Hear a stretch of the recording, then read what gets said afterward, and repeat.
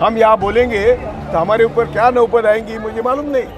हमारे ऊपर मैं फॉर्मर जज होने के बावजूद भी मेरे ऊपर पुलिस के कई खटले हैं, कई केसेस हैं। जमाने के सब नेता जिन्होंने आरएसएस के खिलाफ बोला नहीं, उसका परिणाम आज हम बर्बाद हो गए। एक झारखंड में भी ऐसे जज को मारा दिया जिनके खिलाफ बीजेपी के नेता की केस थी। तो मैसेज क्या है? हमारी सुनो नहीं तो मर जाओ। ना घर में दाना है, ना घर में नौकरी है, ना बाजार में जाने के लिए पैसे हैं। इतनी बुरी हालत देश की कभी नहीं थी। आज देश में 80 करोड़ लोग को धान देने की बात हो रही है। धान क्यों देते हैं भाई? उनको तुम पंगु क्यों बना रहे हैं? उनको मनरेगा का काम दे दो। मनरेगा का काम से देश का विकास हो सकता है।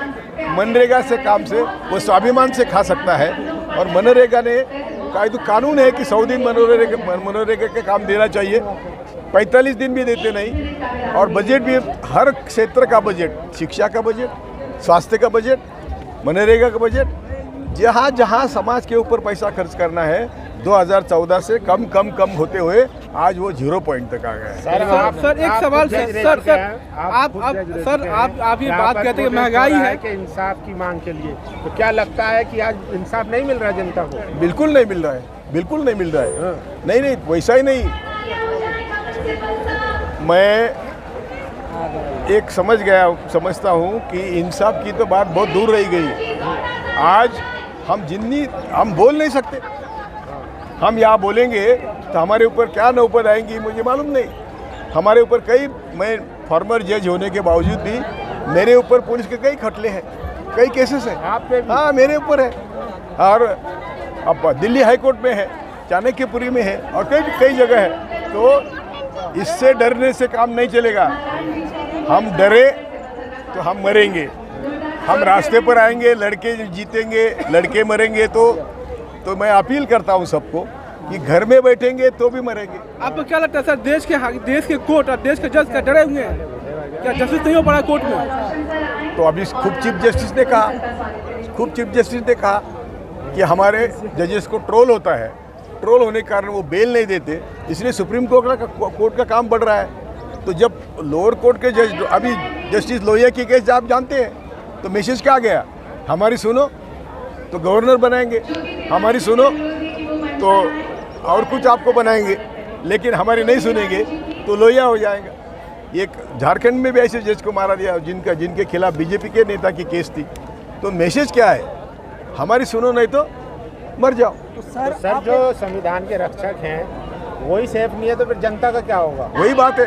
तो इसीलिए जनता को मैं अपील कर रहा हूँ कि आरएसएस जैसी जो संगठन है, जिन्होंने हमारे सभी प्रजातंत्र के जो की पोजीशंस है, संस्थाएं है, उस पर कब्जा कर बैठे।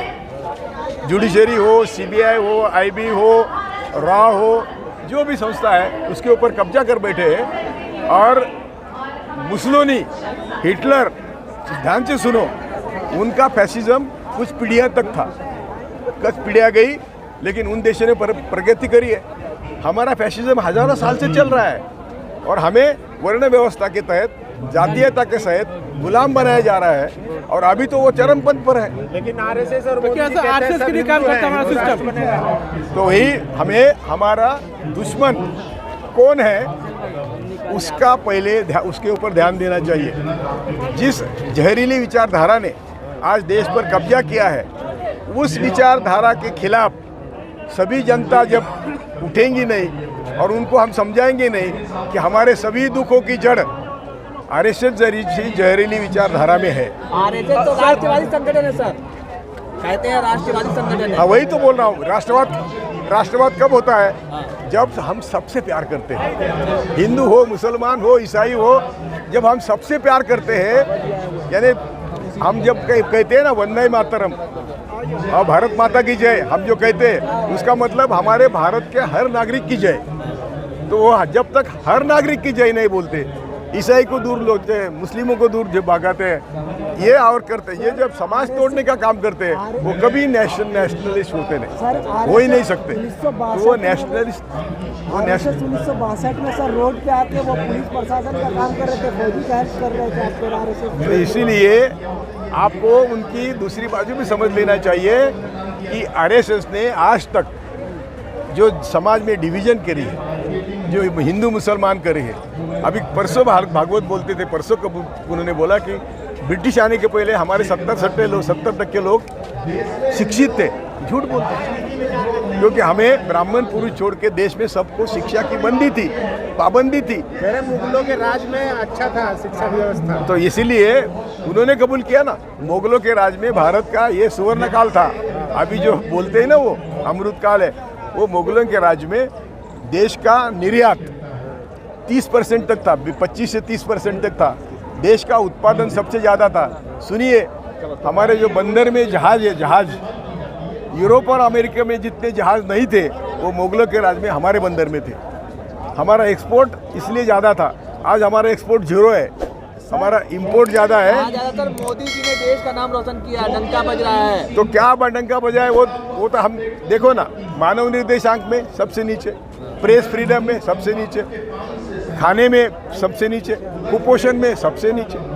तो हम जब मानवतावादी दृष्टिकोण से देश को देखते हैं तो सब देश बर्बाद हुआ है। सर, अगर इतनी समस्या रहती तो भाजपा हर जगह चुनाव जीत कैसे रही? कैसी जीत रही है, यही तो बात बड़ा सवाल अच्छा है कि हम धर्म के नाम पर लोगों को गुमराह कर रहे हैं। धर्म अपने अपनी जगह पर मंदिर में, मस्जिद में, चर्च में होना चाहिए, उसमें हम खिलाफ नहीं है।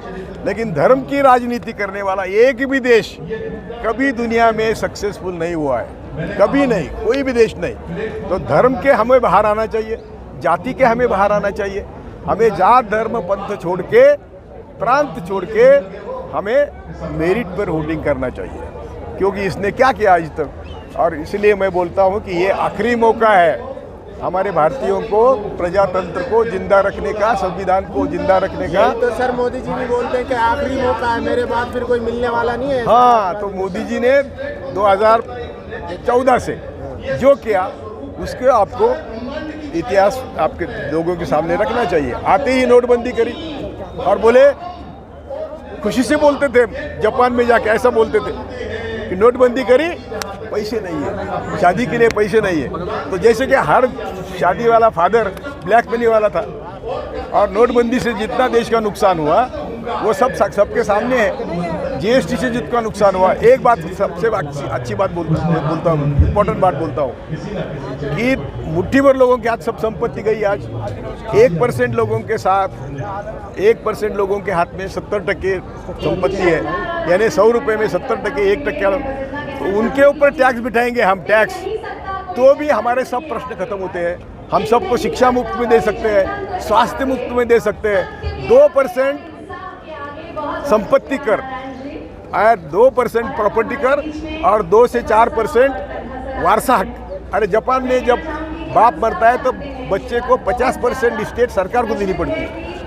और अमेरिका, सब जगह यदि हमारा अंबानी अदानी मरता है तो हमारे पास क्या आता है? कुछ नहीं आता। तो हमें संपत्ति कर और स्टेट ड्यूटी यानी वारसा हक कर, ये दोनों बिठाएंगे तो हमारी सबकी गरीबी खत्म होगी।